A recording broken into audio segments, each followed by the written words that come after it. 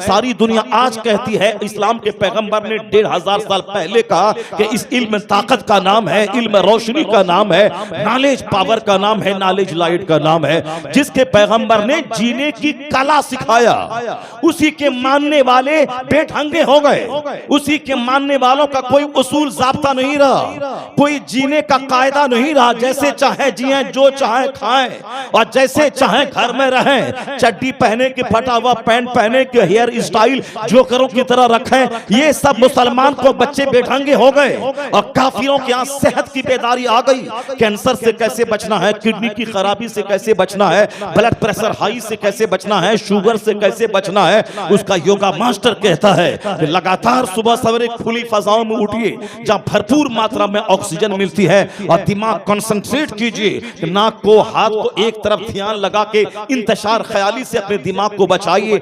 गंदे गंदे ख्याल से बचाने के लिए रोजाना प्रैक्टिस करनी होगी। एक चीज पे ध्यान केंद्रित करना होगा, मॉर्निंग वॉक, सुबह की हवा ऐसी है जैसे करोड़ों रुपए की औषधि और दवाइयां एक तरफ, सुबह की हवा एक तरफ। ये रामदेव जी कहते, उनकी औरतें, उनके जवान, उनके बच्चे, उनके मर्द, सब हेल्थ चाहिए। खतरनाक बीमारी से बचने के लिए वॉक कर रहे हैं, योगा कर रहे हैं। और हमारे बच्चे रात के 3 बजे सोते हैं और दिन के 11 बजे उठते हैं और 24 घंटे मुंह में गुटखा रखकर कैंसर को दावत देते हैं, आंख की बीनाई घटाते हैं। न जीने का सूल मौलाना समझाए तो मौलाना को आंख दिखा दें, बाप माँ समझाए तो बाप को डांट दें, मारने दौड़े, समाज का बुजुर्ग बड़ा बोले तो उस पर आंख दिखा के डपट जाए। यानी जानवरों से बदतर हो गए मेरे बच्चे। जहां जुमा का खिताब, ईदैन का खिताब, सीरत का खिताब, महफिलों में खिताब, जहां वाज मार्गदर्शन, हमारे बच्चे बेढंगे हो गए सिर्फ इसलिए वो मौलाना की तकरीर नहीं सुनते। उन्होंने जलसे को मुशायरा बना दिया, उन्होंने नात खानी की महफिल से बना दिया, उन्होंने कव्वाली की महफिल अपने हाथ से गढ़ लिया, मुशायरा बना लिया। नतीजे में जो इसकी बरकतें थी वो बरकतें खत्म हो गई। ये रामदेव हेल्थ का फॉर्मूला आज देता है, जबकि डॉक्टर मुरली मनोहर जोशी ने उन्होंने कहा था कि योगा का सारा तरीका एक तरफ, इस्लाम के पैगंबर ने नमाज़े पंजगाना का जो तरीका दिया है, नमाज का कोई जवाब नहीं, इससे बढ़कर कोई योगा नहीं, और मोहम्मद अरबी से बढ़कर कोई तबीब और कोई नारे तकबीर।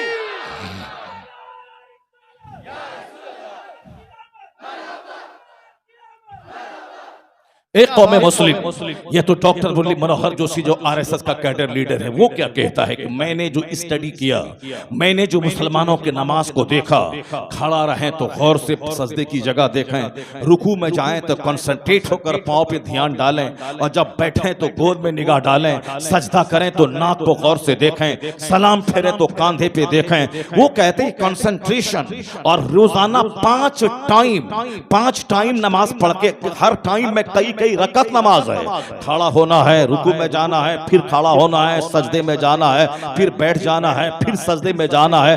वो कहते हैं खड़ा होना और कायदे से झुकना, फिर सजदे में जाना, ये हार्ट का ऊपर हो जाना और ब्रेन का नीचे हो जाना, हार्ट की सारी रगों में ओवरफ्लो होकर ब्लड का पहुंचना। अमेरिका का एक साइंटिस्ट कहता है, मैं ये नमाज को देख के दंग रह गया। वो कहते हैं स्किन डिजीज बढ़ रहा है, चमड़े में पोक्स के पॉक्स निकल रहे हैं और चेहरे पे दाने निकल रहे हैं, इलाज कराने से और दाने बढ़ रहे हैं, क्योंकि ब्लड सर्कुलेशन कम हो गया। आदमी आजकल खड़े खड़े खाता भी है, खड़े खड़े पैखाना पेशाब करता भी है, और खड़े खड़े 12 घंटा फैक्ट्री में काम करता है, तो वह न झुकता ही नहीं है कि हार्ट ओवरफ्लो होकर ब्लड हर रग में पहुंचाए। दिल पंप करता है, धीरे धीरे दिल बीमार हो जाता है, हर रग में ब्लड नहीं पहुंच पाता है, नतीजे में चेहरे में दाने निकल रहे हैं, पॉक्स निकल रहे हैं, चेहरा गोरा काला हो रहा है, चेहरे पे अफसुर्दनी छा रही है।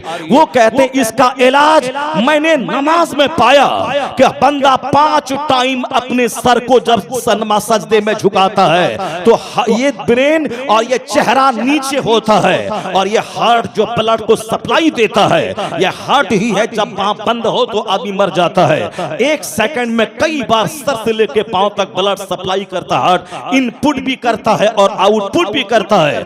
उसी में ब्लड सर्कुलेशन घटा, कोलेस्ट्रॉल बढ़ा, वेन्स ब्लॉक हो गए तो आदमी मर जाता है। ये हार्ट ब्लड का सप्लायर है, ये जिस्म की जान है ये, और ये ब्लड सप्लाई करता है। और जब हार्ट बीमार हो जाए तो ऊपर पानी कैसे जाएगा?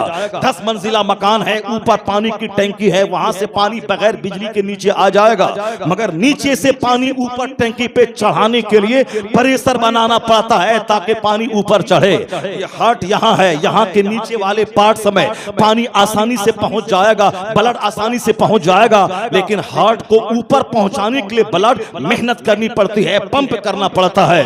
और आदमी बंदा झुकता है, लेटता है, सर नीचे रहता है, इस तरह से यहाँ भूचाल आता है, ब्लड पहुंचता है। और आजकल लोग मसरूफ होने की वजह से झुकने वाला काम बंद हो गया, नतीजे में हार्ट मेहनत करते करते बीमार हो गया। जब ब्लड ओवरफ्लो होकर नहीं पहुंचेगा तो मुख्तलिफ बीमारी पैदा होती है, स्किन डिजीज की। अमेरिका का दानिश्वर नमाज पे गौर करने के बाद कहा, it is my desire, I wish to establish prayer all over Washington. ये मेरी ख्वाहिश है कि मैं पूरे वाशिंगटन में नमाज नाफिज कर दूं, क्योंकि जल्दी अमराज बढ़ रहे हैं। इसका बेहतरीन इलाज इस नमाज में है कि नमाज में हालत सजदा में यह सर और चेहरा नीचे होता है और यह ब्लड सप्लायर हार्ट ऊपर होता है। अब बगैर हार्ट के मेहनत किए हुए चेहरे की सारी रगों में खून वाफिर मिकदार में पहुंच जाता है। तो जो इस स्किन डिसीज का इलाज दवाइयों में नहीं मिलता, वो इलाज हालत सजदा में हो जाता है। इसलिए कहता है, मेरी तमन्ना है कि अमेरिकी भाइयों में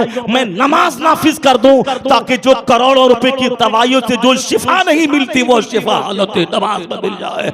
इसका मतलब यह निकला कि मुस्तफा का दिया हुआ कानून नवाज, जिसको हम बोझ समझते हैं, वह जन्नत जाने की कुंजी भी है और सेहतमंद रहने की कुंजी भी है।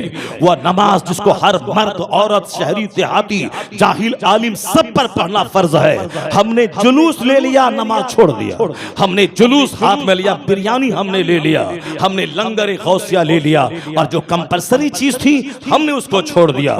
एक तबका वो है जो जुलूस को हराम कहता है, जो गौसे आजम के लंगर को शिर्क कहता है, जो मज़ारात की हाजिरी को हराम कहता है, जो महफिले मिलाद को हराम कहता है।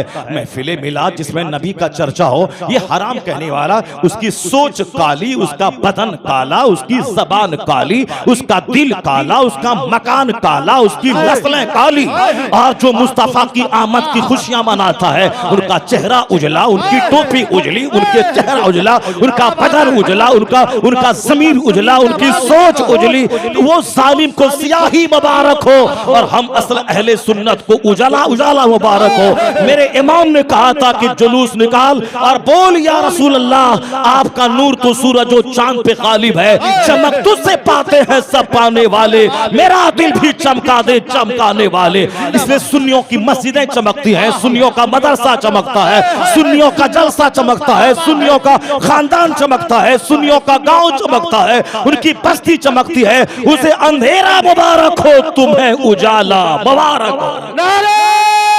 तकबीर। हजरत अपनी दोनों हाथों को हवा में लहकाए बोले, यार नारे तकबीर, नारे रिसालत, फैज़ाने आला हजरत।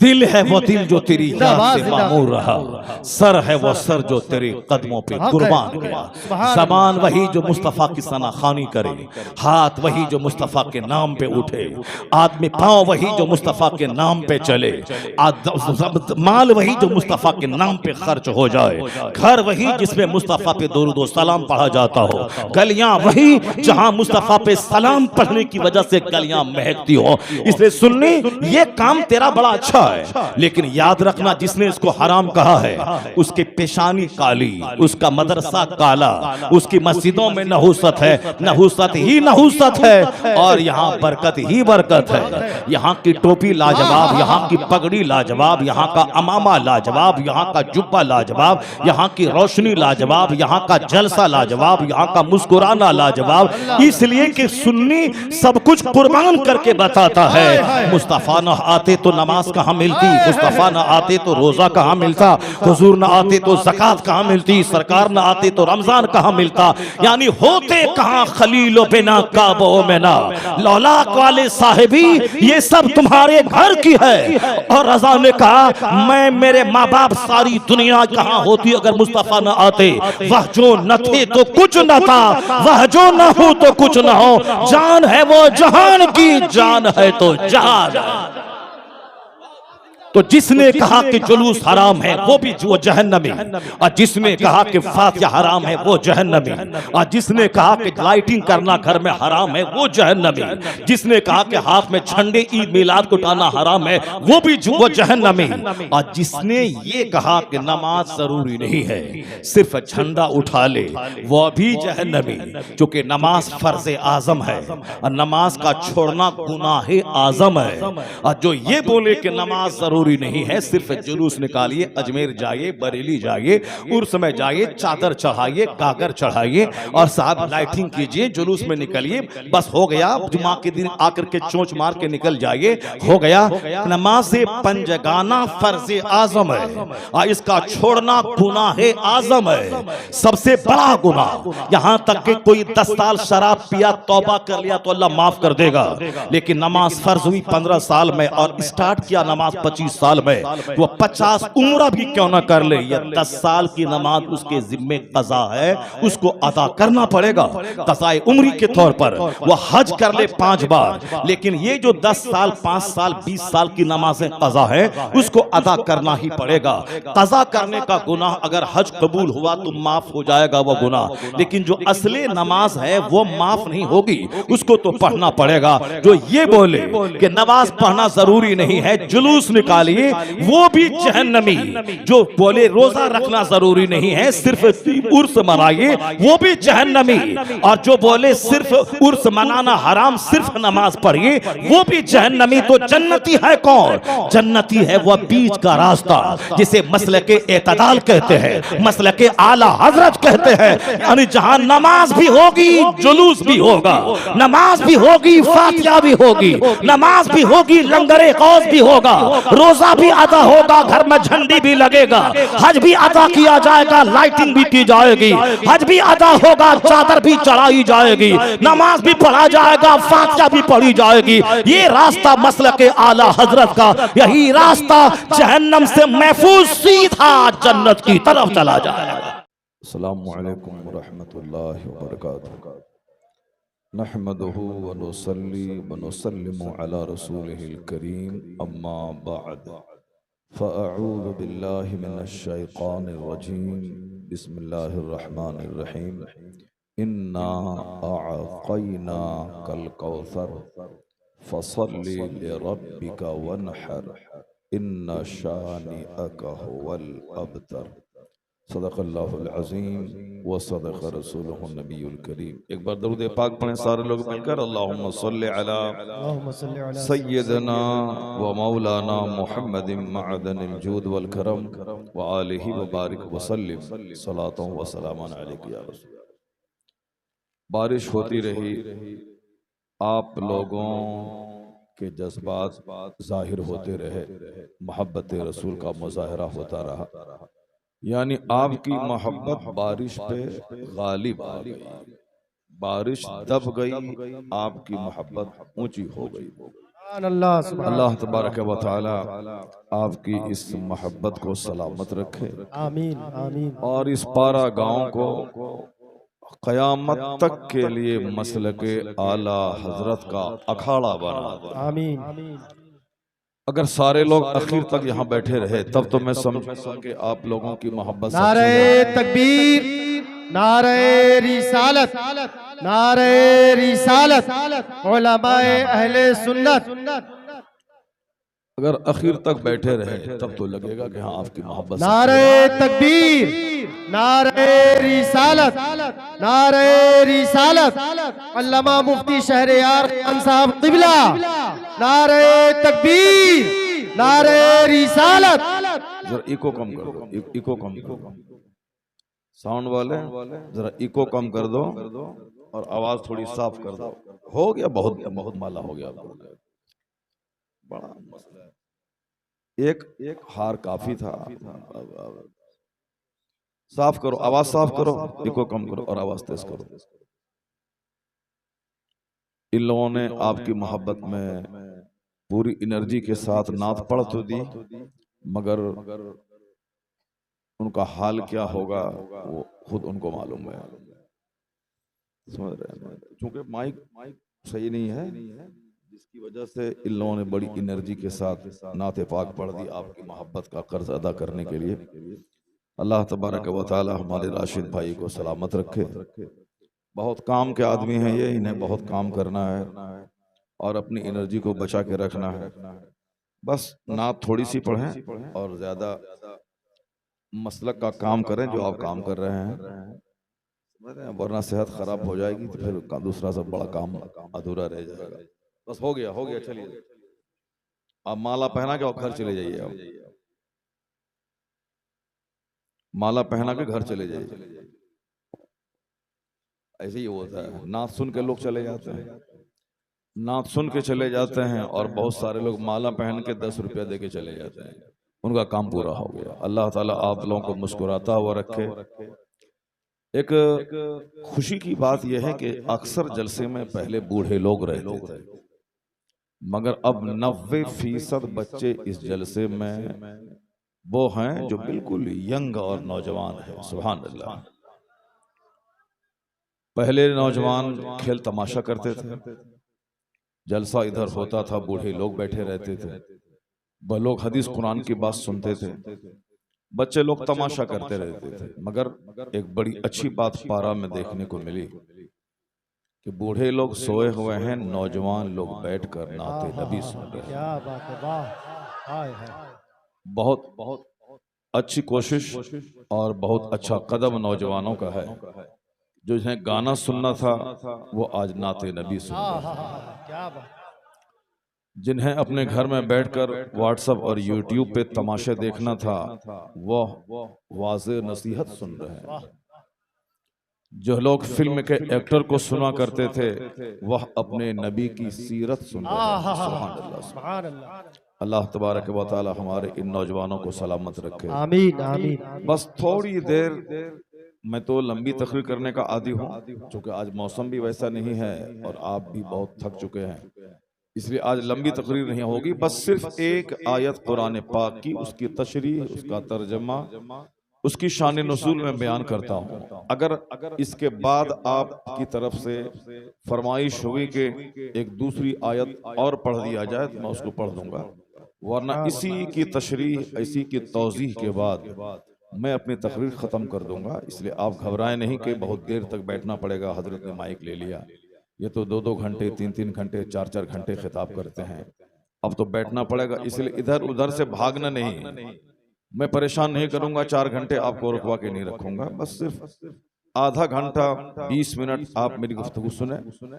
अगर इसके अलावा अगर आपने कहा कि थोड़ा सा और बोलिए तो मैं और बोल लूंगा, वर नहीं तो 20 से 25 मिनट के अंदर में मेरी गुफ्तगू इंशाल्लाह खत्म हो जाएगी। जितने लोग नंगे सर हैं, आइंदा इस बात का ख्याल रखें, अगर आज उनके पास टोपी है या हैंडकरचीफ, रुमाल है तो अपने सर पे रख लें, अगर नहीं है तो आइंदा इस बात का ख्याल रखें कि जब भी इस जन्नती महफिल में आए तो जन्नती जैसा हुलिया बना के। सुभान अल्लाह, सुभान अल्लाह। बेशक यहाँ ये फिल्म हॉल नहीं है, ये जन्नत की क्यारी है। हदीस में आया है, आप बारहा सुनते हैं कि व इज़ा मररतुम बिरियाज़िल जन्नह फरतऊ फीहा। हदीस में आया है कि जब तुम जन्नत की क्यारी से गुजरो तो वहां चर लिया करो। सुभान अल्लाह। सहाबा ने पूछा कि सरकार वो जन्नत की क्यारी क्या है, तो हुजूर ने फरमाया हिलकुल जिक्र, यानी अल्लाह के जिक्र की मजलिस वो जन्नत की क्यारी है। सुभान। और वहां अल्लाह का जिक्र कर लेना, अल्लाह का जिक्र सुन लेना, ये जन्नत में चर लेना हुआ। सुभान अल्लाह। कोशिश करें कि इस तरह की महफिल में बावजू आएं, ताकि सीधे मदीने वाले मुस्तफ़ा का फैज आपके सीने में पड़े।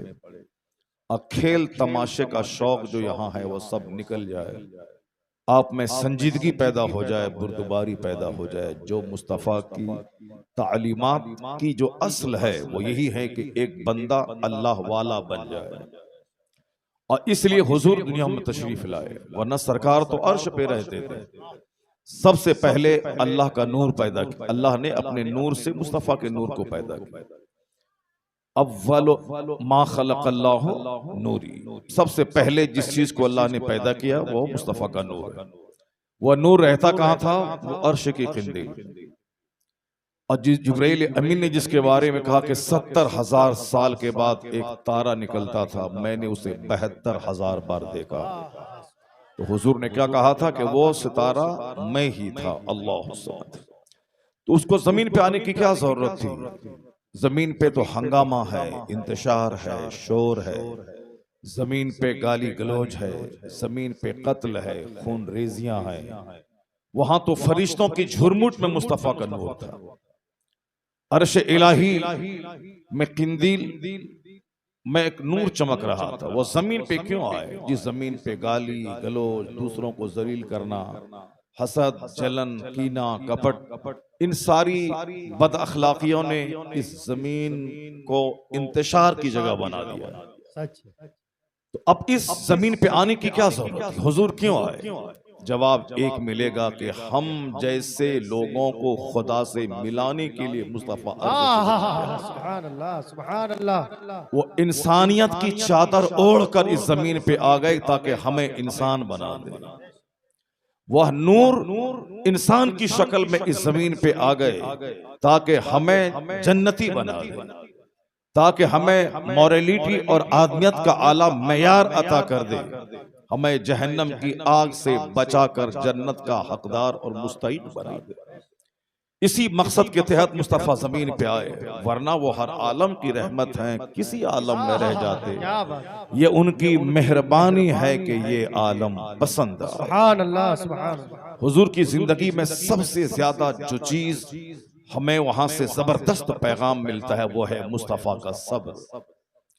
हुजूर ने सब्र की इंतहा कर दी, वरना हुजूर नूर थे, सरकार दो जहां, आला औसाफ के हामिल और तमाम मखलूक के सरदार बन के आए। अल्लाह ने इतना इख्तियार आपको दिया कि आपकी उंगली उठ जाती तो डूबा हुआ सूरज पलट आता। सरकार ने इशारा कर दिया तो चांद के 2 टुकड़े हो गए। आपको दरख्तों ने सजदा किया, पत्थर ने आपका कलमा पढ़ा। तो हुजूर तो साहिब इख्तियार थे। उनके मोजज़ात इतने के आसमान का चांद आज तक 2 टुकड़ों में बटा हुआ है, और वो दोनों आपस में मिले हुए हैं, और आज तक एक बीच में एक लकीर है जो इस बात की दलील है कि मुस्तफा का शानदार मोजज़ा वजूद में आया। तो हुजूर इतने साहिब इख्तियार थे, उसके बावजूद हुजूर की जिंदगी का एक दूसरा पहलू यह है, सरकार दो जहां को बहुत गाली दी गई। जिनके पास इतना इख्तियार था कि पत्थर गिरा के लोगों को पीस दें, दोनों पहाड़ को आपस में मिला दें, जी गाली देने वाले सारे पीस जाएं, मगर हुजूर ने यकतरफा सब्र का जो आपने इम्तिहान दिया है, जो सब्र का मुजाहिरा किया है, वो हुजूर का ही हिस्सा था। और ये मुस्तफा के गुलामों के लिए क़यामत तक के लिए मुस्तफा की जात एक आइडियल है, एक मॉडल, एक नमूना है मुस्तफा हमारे। ये और बात है कि हमारे लोग बहुत कम जानते हैं, चूंकि हमारे लोग फिजिक्स केमिस्ट्री ज्यादा पढ़ते हैं, हुजूर को कम पढ़ते हैं। हमारे बच्चे बायोलॉजी बॉटनी ज्यादा पढ़ते हैं, मुस्तफा को कम पढ़ते हैं। हमारे लोग अखबार ज्यादा पढ़ते हैं, मुस्तफा की हदीस नहीं पढ़ते। हमारे लोग खेल तमाशों की बात ज्यादा देखते हैं, मगर हुजूर की सुन्नत और उनकी तालीमात का मुताला कम करते हैं। नतीजे में आज काफिर मेरे मुस्तफा को पढ़ पढ़ के अपनी जिंदगी में इनकलाब ला रहे हैं, और जो नबी का कलमा पढ़ने का दावेदार हैं वो नबी की तालीमात से हटकर जलीलो खार हो रहे हैं। आज एक बहुत बड़े दानिश्वर का कौल मैं नोट कर रहा हूं कि वो मुसलमान नहीं है, मगर हुजूर को कितना पढ़ता है वो। सरकार दो जहां की लाइफ स्टोरी को किस कदर उन्होंने कैसी स्टडी की, उन्होंने अपना दिल निकाल के रख दिया उस जुमले में। हुजूर की आज तारीफ हो रही सारी दुनिया में, महफिले मिलाद में हुजूर की सीरत बयान हो रही, सरकार कैसे थे, सरकार ने क्या कहा, हुजूर के आने के बाद असरात क्या हुए, इसी को तो मिलाद कहते हैं। जुलूस मोहम्मदी निकाल कर हमने मुजाहरा किया कि हमारे पैगंबर सबसे महान हैं। हुजूर की आमद की मैं खुशियां मना रहा हूं। दुनिया में अंधेरा था, तारीकी थी, लोग जानवरों से बदतर हो चुके थे। मुस्तफा क्या आए कि हर तरफ उजाला फैल गया, लोग इंसानियत से करीब आए। अरब के अल्हड़, अरब के झगड़ालू, अरब के कातिल, वो सब इंसान ही नहीं बने बल्कि इंसानियत को आला अखलाक देने वाले, मुहज्जब और शरीफ और दुनिया को चिराग दिखाने वाले हादियो रहबर बन गए। यानी मुस्तफा की एक क्या निगाह थी, वो जो खुद न थे जो राह पर औरों के हादी बन गए। क्या नजर थी जिसने मुर्दों को मसीहा कर दिया। हुजूर ने कैसी तरबियत की कि जानवरों को आला अखलाक पर फाइज कर दिया। जो लोग कातिल थे, मर्डरर थे, वह दूसरों की आबरू के मुहाफिज बन गए। हम लोग क्या पढ़ेंगे, हम लोगों ने सिर्फ जुलूस निकाला है, हम लोगों ने तो सिर्फ अपने घर में लाइटिंग किया है, और हम लोगों ने सिर्फ नाच सुन के उछला और कूदा है। इसके अलावा हमने और कुछ नहीं किया। ये उछलना जरूरी नहीं है, सिर्फ लाइटिंग जरूरी नहीं है, सिर्फ जुलूस जरूरी नहीं है। अगर जुलूस में निकलना ही अगर जन्नत जाने का जरिया हो जाता तो सरकार गौसे पाक 40 साल तक इशा के वजू से फजर की नमाज नहीं पढ़ते। 40 बरस तक इशा के वजू से फजर की नमाज पढ़ी किसने? सरकार गौसे आजम। 40 साल तक अपनी पीठ को जमीन पर नहीं लगाया। दिन में थोड़ा सा कैलुला कर लेते थे जो सुन्नत है, बाकी उसके बाद रिफ्रेश्ड होकर हमेशा इबादत में लगे रहते। उनके गुलाम कहते हैं कि मैंने अपने शेख को 40 साल तक इशा के वजू से फजर पढ़ते देखा। अगर सिर्फ एक दिन जुलूस में निकलने से जन्नत मिल जाती, यह लोग 40 साल तक ऐसा काम नहीं करते। इमाम आजम अबू हनीफा 45 साल तक इशा के वजू से फजर की नमाज पढ़े। अगर सिर्फ एक दिन जुलूस में निकाल देने से जन्नत हमारी जागीर हो जाती तो फिर एक दिन निकलना तो आसान है, और साल के 365 दिन नमाज़े पंजगाना पाबंदी से पढ़ना ये मुश्किल काम है। रोजाना आंधी आए तूफान आए नमाज पढ़नी है, चाहे बेटी की बारात आए चाहे बेटे का जनाजा निकले, नमाज पढ़ना ही पढ़ना है। किसी हालत में माफ नहीं है। खड़ा हो तो पढ़े, ना खड़ा हो सकता हो तो बैठ के पढ़े, ना बैठ सकता हो तो लेट के पढ़े, किसी हालत में माफ नहीं है। कयामत के दिन सबसे पहला सवाल होगा कि तुमने नमाज पढ़ी या नहीं पढ़ी।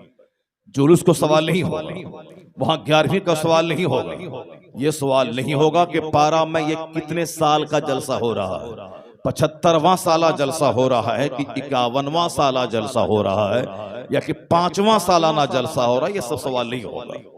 सवाल होगा सबसे पहला, मुस्तफा की ज़बानी तिरमिज़ी की हदीस में आया है, इन्ना अव्वल मा युहासबु बिहिल अब्द यौमल क़यामति सलात। क़यामत के दिन सबसे पहला सवाल बंदे से नमाज का होगा कि नमाज पढ़ी या नहीं पढ़ी। अब आप समझ सकते हैं कि इस सवाल का जवाब देने में कितने लोग सक्षम हैं समाज के, कितने लोग हैं। जुलूस चूंकि साल में एक दिन निकलता है, ये काम आसान है, मगर जिंदगी भर 5 टाइम सर्दी हो तूफान या आंधी नमाज पढ़ना ये मुश्किल काम करोड़ों में कोई करता है। और साल 365 दिन में 2-4 घंटे घूमना फिरना मस्ती करना ये काम आसान है, सब करता है। 11वीं का बकरा गोश्त बिरयानी खाने में मजा आता है, कौन नहीं खाएगा। तो गौसे आजम ने अपने अंदाज से कहा था कि सोने का पहाड़ भी कोई मुझे दे दे, और ये बोले कि झूठ बोलो ये सोने का पहाड़ तुमको मिल जाएगा। तो गौसे आजम के तेवर ने जवाब दिया था कि उस पहाड़ पे थूक दूंगा मगर अपनी जबान को झूठ से आलूदा नहीं करूंगा। गौसे आजम का तोशा जिसमें नारियल है, जिसमें काजू है, किशमिश है, अखरोट है, बिदाना है, सूजी है, प्योर घी है, चीनी है, ये तोशे कादरिया। जाहिर सी बात है जिसमें प्योर घी है, सूजी है, चीनी है, मजा तो आएगा। जिसमें काजू है, गरी है, किशमिश है, अखरोट है, पिस्ता है, वो तो अच्छा लगेगा। तो ये खाने की बात है, इसलिए सब लंगर गौस खाने के लिए दौड़ के आ गए। और फजर की नमाज में कड़ाके की सर्दी में ठठर कर मस्जिद जाके नमाज पढ़ना, ये तो करोड़ों में कोई एक जाएगा। इसलिए जन्नत में सब लोग नहीं जाएंगे, जन्नत में करोड़ों में कोई जाएगा। और जहन्नम में थोक का थोक आदमी जाएगा। इस बात को हमेशा गिरह बांध के रख लीजिए। हमारे सामने बच्चे लोग बैठे हुए हैं, जुलूस निकालना फर्ज वाजिब नहीं है, एक अच्छा काम है, निकालेंगे सवाब मिलेगा। हम जब अपने बाल बच्चों की पैदाइश का दिन मनाते हैं तो हमारे माँ बाप कयामत तक के करोड़ों इंसान और मुसलमान जिस नबी के सदके में पैदा हुए, उनकी आमद की खुशियां तो सबसे ज्यादा मनाई जानी चाहिए। इसलिए हम सरकार की आमद की खुशियां मनाते हैं, लेकिन इतना जान लें कि जुलूस निकालना फर्ज वाजिब नहीं है। और जुलूस निकाल करके ही रह जाना ये इंतहाई दर्जे की कम किस्मती की बात होगी।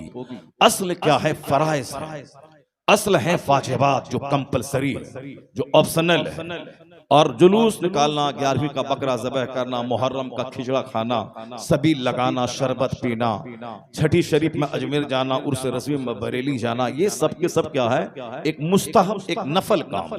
मुस्तहब कोई कबूल नहीं होता जब तक कि बंदा फर्ज ना अदा करे। ये आला हजरत ने लिखा है फतवा रज़विया में, कोई नफल कबूल नहीं होता है जब तक कि फर्ज ना अदा करे। जैसे 500 रुपए ज़कात का हम पर फर्ज है और हमने 5 करोड़ की मस्जिद तामीर कर दी। 5 करोड़ की मस्जिद तामीर करना ये नफल है, ऑप्शनल है, ये कंपलसरी नहीं है, बल्कि ज़कात निकालना ये फर्ज है। ज़कात का 1 टाका जिस पर फर्ज है वो नहीं निकाला और 1 करोड़ की मस्जिद बना दिया, वो नफल लटका हुआ रहेगा जब तक कि वह फर्ज न अदा करे।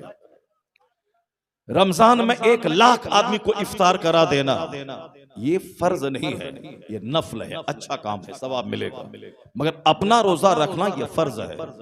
अगर कोई अपना रोजा नहीं रखे और डेली 50 आदमी को इफ्तार करवाए, 1 लाख आदमी को इफ्तार करवाए, ये नफल नेकी लटकी हुई रहेगी जब तक कि बंदा अपना फर्ज रोजा नहीं अदा करे।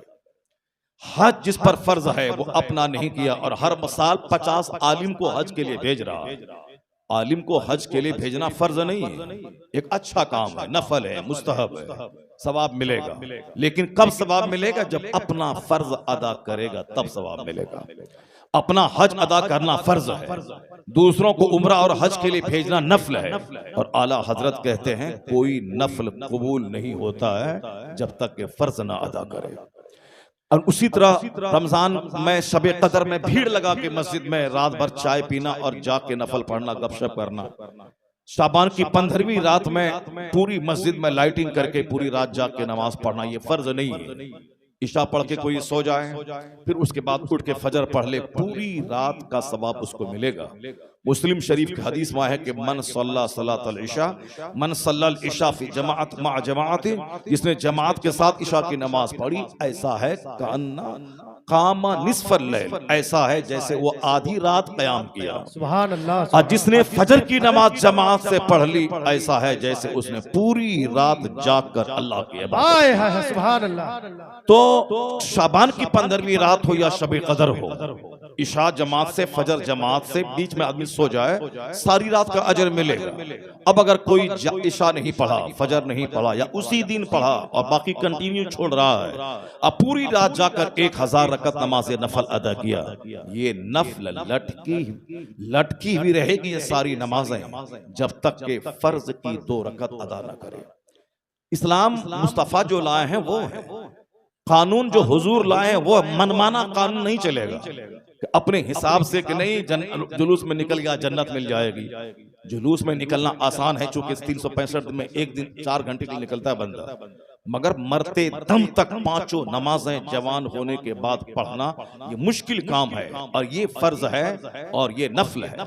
आजकल सुन्नी समाज में इस बात पे चूंकि ज्यादा जोर दिया जाता है, नात सुन लिया, नात सुनना जरूरी नहीं, अगर एक भी शायर नहीं आए तो कोई हर्ज की बात नहीं। लेकिन आदमी अगर हदीस कुरान इस्लाम नहीं सीखेगा तो उसका मुसलमान बना रहना मुश्किल हो जाएगा। इसलिए खिताब जरूरी है, दीन इस्लाम का पैगाम सुनना जरूरी है, वरना नात सुना, मुशायरा सुना, मजा लिया, हा हुटिंग किया, कुछ भी नहीं होगा। तकरीर सुनना जरूरी है ताकि दिल हिले, सीने का घमंड दूर हो। आज सारा मुस्लिम समाज घमंड से चूर है, इसको कोई जीने का सलीका नहीं है।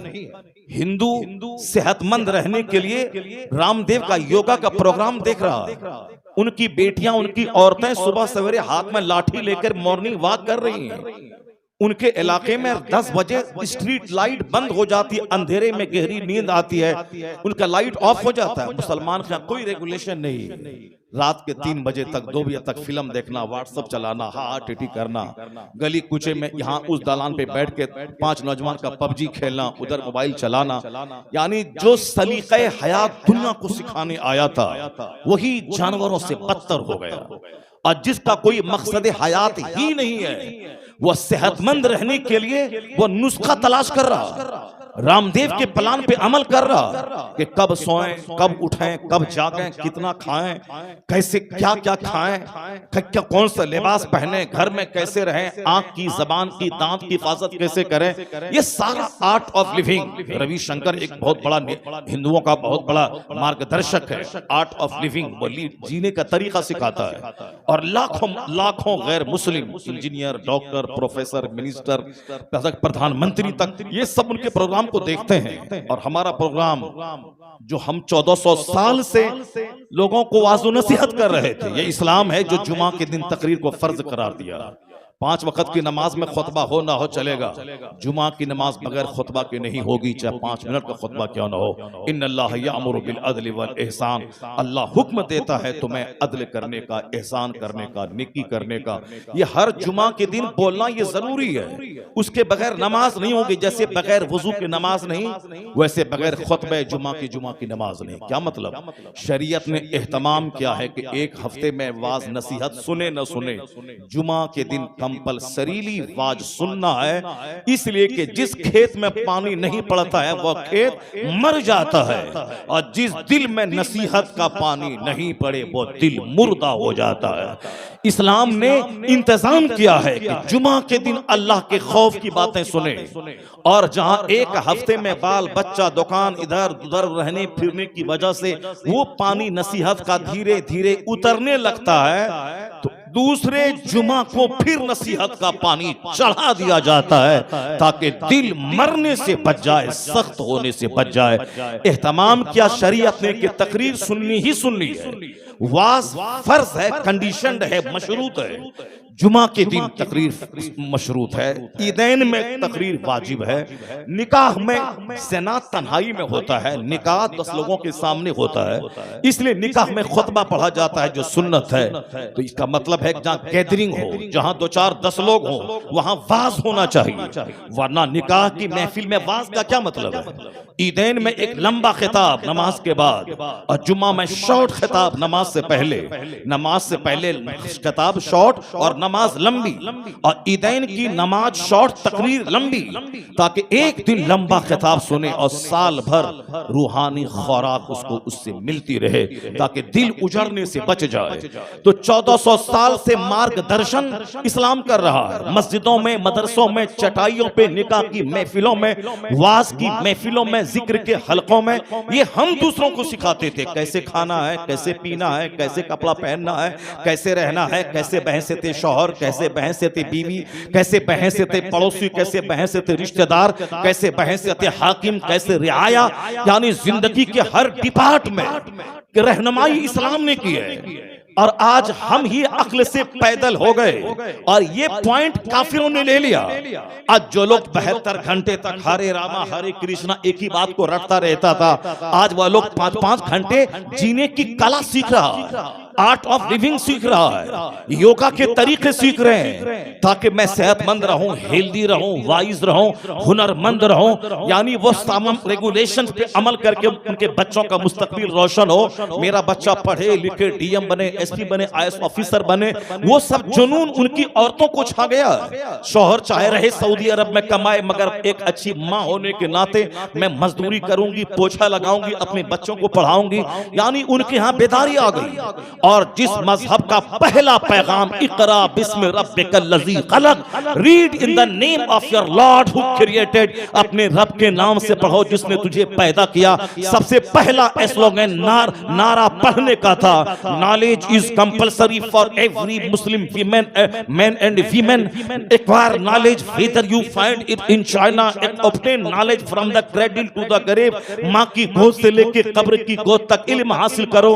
हर मुसलमान मर्द मर्द औरत पे इल्म हासिल करना फर्ज है, चाहे दूर दराज क्यों न जाना पड़े, इल्म हासिल कर। इल्म हासिल करने वाला जन्नत के मार्ग पे रहता है। इल्म हासिल करना पिछले गुनाहों का कफारा बन जाता है। इल्म ताकत का नाम है, knowledge is power, knowledge is light. शिक्षा शक्ति का नाम है। सारी दुनिया आज कहती है, इस्लाम के पैगंबर ने 1500 साल पहले कहा कि इस इल्म ताकत का नाम है, इल्म रोशनी का नाम है, नॉलेज पावर का नाम है, नॉलेज लाइट का नाम है। जिसके पैगंबर ने जीने की कला सिखाया, उसी के मानने वाले बेढंगे हो गए।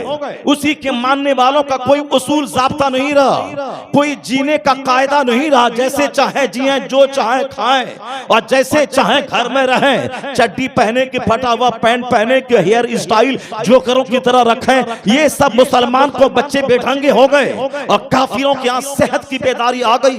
कैंसर से कैसे बचना है, किडनी की खराबी से कैसे बचना है, ब्लड प्रेशर हाई से कैसे बचना है, शुगर से कैसे बचना है, उसका योगा मास्टर कहता है कि लगातार सुबह सवेरे खुली फजाओं में उठिए जहां भरपूर मात्रा में ऑक्सीजन मिलती है और दिमाग कंसंट्रेट कीजिए। नाक को, हाथ को एक तरफ ध्यान लगा के इंतशार ख्याली से अपने दिमाग को बचाइए। गंदे गंदे ख्याल से बचाने के लिए रोजाना प्रैक्टिस करनी होगी। एक चीज पे ध्यान केंद्रित करना होगा, मॉर्निंग वॉक, सुबह की हवा ऐसी है जैसे करोड़ों रुपए की औषधि और दवाइयां एक तरफ, सुबह की हवा एक तरफ। ये रामदेव जी कहते, उनकी औरतें, उनके जवान, उनके बच्चे, उनके मर्द, सब हेल्थ चाहिए। खतरनाक बीमारी से बचने के लिए वॉक कर रहे हैं, योगा कर रहे हैं। और हमारे बच्चे रात के 3 बजे सोते हैं और दिन के 11 बजे उठते हैं और 24 घंटे मुंह में गुटखा रखकर कैंसर को दावत देते हैं, आंख की बीनाई घटाते हैं। न जीने का सूल मौलाना समझाए तो मौलाना को आंख दिखा दें, बाप माँ समझाए तो बाप को डांट दें, मारने दौड़े। समाज का बुजुर्ग बड़ा बोले तो उस पर आंख दिखा के डपट जाए। यानी जानवरों से बदतर हो गए मेरे बच्चे। जहां जुमा का खिताब, ईदैन का खिताब, सीरत का खिताब, महफिलों में खिताब, जहां वाज मार्गदर्शन, हमारे बच्चे बेढंगे हो गए सिर्फ इसलिए वो मौलाना की तकरीर नहीं सुनते। उन्होंने जलसे को मुशायरा बना दिया, उन्होंने नात खानी की महफिल से बना दिया, उन्होंने कव्वाली की महफिल अपने हाथ से गढ़ लिया, मुशायरा बना लिया। नतीजे में जो इसकी बरकतें थी वो बरकतें खत्म हो गई। ये रामदेव हेल्थ का फॉर्मूला आज देता है, जबकि डॉक्टर मुरली मनोहर जोशी ने उन्होंने कहा था कि योगा का सारा तरीका एक तरफ, इस्लाम के पैगंबर ने नमाज पंजगाना का जो तरीका दिया है, नमाज का कोई जवाब नहीं, इससे बढ़कर कोई योगा नहीं और मोहम्मद अरबी से बढ़कर कोई तबीब और कोई हकीम। नारे तकबीर।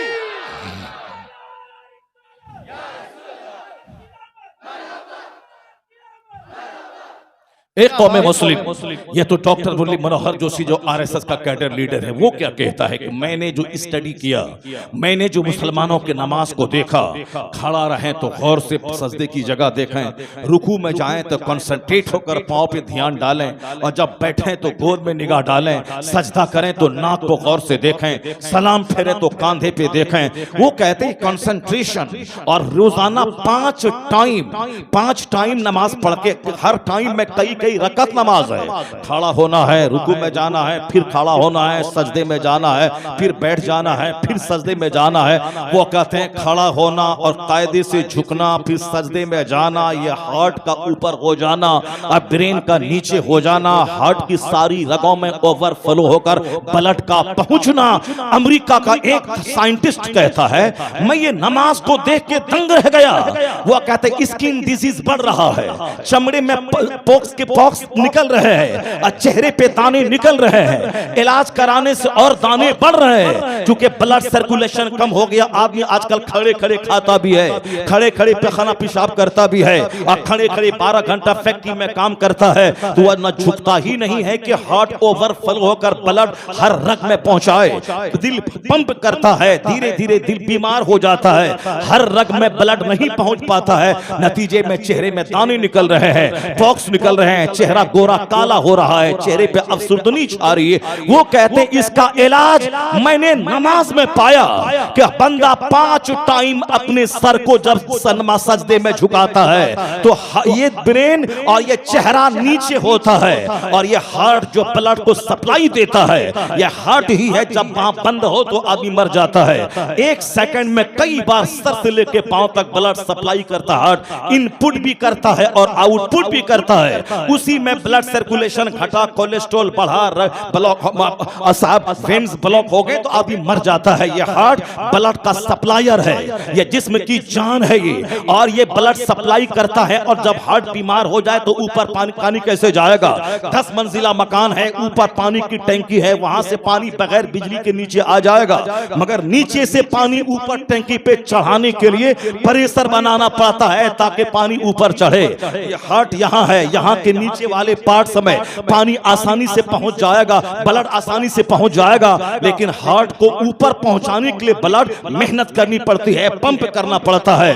और आदमी बंदा झुकता है, लेटता है, सर नीचे रहता है, इस तरह से यहाँ भूचाल आता है, ब्लड पहुंचता है। और आजकल लोग मसरूफ होने की वजह से झुकने वाला काम बंद हो गया, नतीजे में हार्ट मेहनत करते करते बीमार हो गया। जब ब्लड ओवरफ्लो होकर नहीं पहुंचेगा तो मुख्तलिफ बीमारी पैदा होती है, स्किन डिजीज की। अमेरिका का दानिश्वर नमाज पे गौर करने के बाद कहा, it is my desire, I wish to establish prayer all over Washington. ये मेरी ख्वाहिश है कि मैं पूरे वाशिंगटन में नमाज नाफिज कर दूं, क्योंकि जल्दी अमराज बढ़ रहे हैं। इसका बेहतरीन इलाज इस नमाज में है कि नमाज में हालत सजदा में यह सर और चेहरा नीचे होता है और यह ब्लड सप्लायर हार्ट ऊपर होता है। अब बगैर हार्ट के मेहनत किए हुए चेहरे की सारी रगों में खून वाफिर मिकदार में पहुंच जाता है। तो जो इस स्किन डिसीज का इलाज दवाइयों में नहीं मिलता, वो इलाज हालत सजदा में हो जाता है। इसलिए कहता है, मेरी तमन्ना है कि अमेरिकी भाइयों में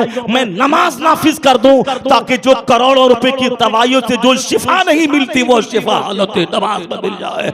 इसका मतलब यह निकला कि मुस्तफा का दिया हुआ कानून नवाज, जिसको हम बोझ समझते हैं, वह जन्नत जाने की कुंजी भी है और सेहतमंद रहने की कुंजी भी है। वह नमाज जिसको हर मर्द, औरत, शहरी, देहाती, जाहिल, आलिम सब पर पढ़ना फर्ज है। हमने जुलूस ले लिया, नमाज छोड़ दिया। हमने जुलूस हाथ में लिया, बिरयानी हमने ले लिया, हमने लंगर गौसिया ले लिया, और जो कंपलसरी चीज थी हमने उसको छोड़ दिया। एक तबका वो है जो जुलूस को हराम कहता है, जो गौसे आजम के लंगर को शिर्क कहता है, जो मज़ारात की हाजिरी को हराम कहता है, जो महफिले मिलाद को हराम कहता है। महफिले मिलाद जिसमें नबी का चर्चा हो, ये हराम कहने वाला, उसकी सोच काली, उसका बदन काला, उसकी जबान काली, उसका दिल काला, उसका मकान काला, उसकी नस्लें काली। और जो मुस्तफा की आमद की खुशियां मनाता है, उनका चेहरा उजला, उनकी टोपी उजली, उनके चेहरा उजला, उनका बदन उजला, उनका ज़मीर उजला, उनकी सोच उजली, तो वो जालिम को सियाही मुबारक हो और हम असल अहले सुन्नत को उजाला उजाला मुबारक हो। मेरे इमाम ने कहा था कि जुलूस निकाल और बोल, या रसूल अल्लाह, आपका नूर तो सूरज और चांद पे गालिब है, चमक तुझसे पाते हैं सब पाने वाले, मेरा दिल भी चमका दे चमकाने वाले। इसलिए सुन्नियों की मस्जिदें चमकती हैं, सुन्नियों का मदरसा चमकता है, सुन्नियों का जलसा चमकता है, सुन्नियों का खानदान चमकता है, सुन्नियों का गांव चमकता है, उनकी बस्ती चमकती है। उसे अंधेरा मुबारक हो, तुम्हें उजाला मुबारक हो। नारे तकबीर। हजरत अपनी दोनों हाथों को हवा में लहकाए बोले, नारे तकबीर, नारे रिसालत, फैज़ाने आला हजरत। दिल है वो दिल जो तेरी याद से मामूर रहा, सर है वो सर जो तेरे कदमों पे कुर्बान गया, ज़बान वही जो मुस्तफ़ा की सनाखानी करे, हाथ वही जो मुस्तफ़ा के नाम पे उठे, आदमी पाँव वही जो मुस्तफ़ा के नाम पे चले, माल वही जो मुस्तफ़ा के नाम पे खर्च हो जाए, घर वही जिसमें मुस्तफ़ा पे दुरूद व सलाम पढ़ा जाता हो, गलियां वही जहां मुस्तफ़ा पे सलाम पढ़ने की वजह से गलियां महकती हो। इसलिए सुन्नी, ये काम तेरा बड़ा अच्छा है, लेकिन याद रखना, जिसने इसको हराम कहा है उसकी पेशानी काली, उसका मदरसा काला, उसकी मस्जिदों में नहुसत है, नहुसत ही नहुसत है, और यहाँ बरकत ही बरकत है। यहाँ की टोपी लाजवाब, यहाँ की पगड़ी लाजवाब, यहाँ का अमामा लाजवाब, यहाँ का जुब्बा लाजवाब, यहाँ की रोशनी लाजवाब, यहाँ का जलसा लाजवाब, यहाँ का मुस्कुराना लाजवाब। इसलिए कि सुन्नी सब कुछ कुर्बान करके बताता है। मुस्तफा न आते तो नमाज का हम मिलती, मुस्तफा न आते तो रोजा कहाँ मिलता, हुजूर न आते तो ज़कात कहाँ मिलती, सरकार न आते तो रमजान कहाँ मिलता। यानी होते कहाँ खलीलो बिना काबो में ना, लौलाक वाले साहिबी ये सब तुम्हारे घर की है। और रजा ने कहा मैं मेरे माँ बाप सारी दुनिया कहाँ होती अगर मुस्तफा न आते। वह जो न थे तो कुछ न था, वह जो न हो तो कुछ न हो, जान है वो जहान की, जान है तो जहान। तो जिसने कहा कि जुलूस हराम है वो भी वो जहन्नमी, और जिसने कहा कि फातिहा हराम है वो जहन्नमी, और जिसने कहा कि लाइटिंग करना घर में हराम है वो जहन्नमी, जिसने कहा कि हाथ में झंडे ईद मिलाद को उठाना हराम है वो भी वो जहन्नमी, और जिसने ये कहा कि नमाज जरूरी नहीं है सिर्फ झंडा उठा ले वो भी जहन्नमी। क्योंकि नमाज फर्ज आजम है और नमाज का छोड़ना गुनाह आजम है। और जो ये बोले कि नमाज जरूरी नहीं है, सिर्फ जुलूस निकालिए, अजमेर जाइए, बरेली जाइए, उर्स में जाइए, चादर चढ़ाइए, गागर चढ़ाइए और साहब लाइटिंग कीजिए, जुलूस में निकलिए, बस हो गया। जुमा के दिन आकर के चोंच मार के निकल जाइए, हो गया। नमाज पंजगाना फर्ज आजम है और इसका छोड़ना गुनाह आजम है, सबसे बड़ा गुनाह। यहां तक कि कोई 10 साल शराब पिया, तौबा कर लिया तो अल्लाह माफ कर देगा, लेकिन नमाज फर्ज हुई 15 साल में और स्टार्ट किया नमाज 25 साल में, वो 50 उम्र भी क्यों ना कर ले, ये 10 साल की नमाज उसके जिम्मे कज़ा है, उसको अदा करना पड़ेगा कज़ाए उम्री के तौर पर। वो हज कर ले 5 बार, लेकिन ये जो 10 साल 5 साल 20 साल की नमाजें कज़ा है उसको अदा करना ही पड़ेगा। कज़ा करने का गुनाह अगर हज कबूल हुआ तो माफ हो जाएगा वो गुनाह, लेकिन जो असली नमाज है वो माफ नहीं होगी, उसको तो पढ़ना पड़ेगा। जो ये बोले कि नमाज पढ़ना जरूरी नहीं है, जुलूस निकालिए, वो भी जहन्नमी। जो बोले रोजा रखना जरूरी नहीं है, सिर्फ उर्स मनाइए, वो भी जहन्नमी। और जो बोले सिर्फ उर्स मनाना हराम, सिर्फ नमाज पढ़िए, वो भी जहन्नमी। तो जन्नती है कौन? जन्नती है वह बीच का रास्ता जिसे मसलके एतदाल कहते हैं, मसलके आला हजरत कहते हैं। यानी जहां नमाज भी होगी, जुलूस भी होगा, नमाज भी होगी, फातिहा भी होगी, नमाज भी होगी, लंगरे कौस भी होगा, रोजा भी अदा होगा, घर में झंडी भी लगेगा, हज भी अदा किया जाएगा, लाइटिंग भी की जाएगी, हज भी अदा होगा, चादर भी चढ़ाई जाएगी, नमाज भी पढ़ा जाएगा, फातिहा भी पढ़ी जाएगी। ये रास्ता मसलके आला हजरत का, यही रास्ता जहन्नम से महफूज सीधा जन्नत की तरफ चला जाएगा।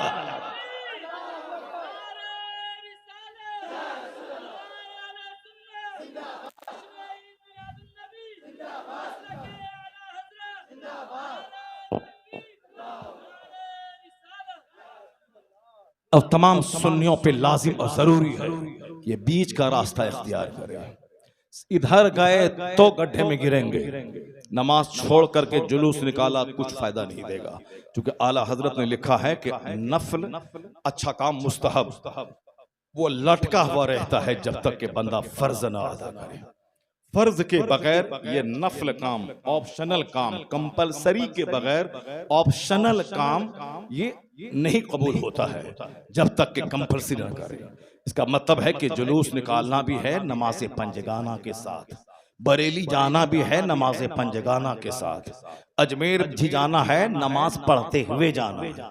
नमाज छोड़ के कोई अजमेर जाए कुछ नहीं मिलेगा। अब जहां तक सवाल रहा कोई नमाज नहीं पढ़ा, अजमेर से बेटा मिल गया, ये तो बेटा बेटी मकान दौलत ये जलील सी चीजें हैं, काफिरों को भी मिल जाती है और हमसे ज्यादा काफिरों को मिलती है। हम लोगों के पास दौलत कम है, मुशरिकों के पास बेतहाशा दौलत है। इतनी दौलतें हैं कि 50-50 करोड़ की कार है उसके पास है। एक आदमी इंडिया में है 100 करोड़ की कार उसके पास है, 36 मंजिला मकान उसका बंबई में, खरबों रुपए का मकान है, कई हजार करोड़ में एक बिल्डिंग उसने लंदन में खरीदी। इतने पैसे हैं उनके पास। और अल्लाह ताला कुरान में फरमाता है कि तुम घबराओ मत, ये दुनिया की जिंदगी काफिरों के लिए सजा दी गई है, क्योंकि उनको हमेशा जहन्नम की आग में जलना है। थोड़ा सा दुनिया का 100 साल, 1 मिनट आराम कर ले, खा पी के मोटा हो जाए, ताकि महासंख्यों साल जहन्नम की आग में उसे जलाया जाए।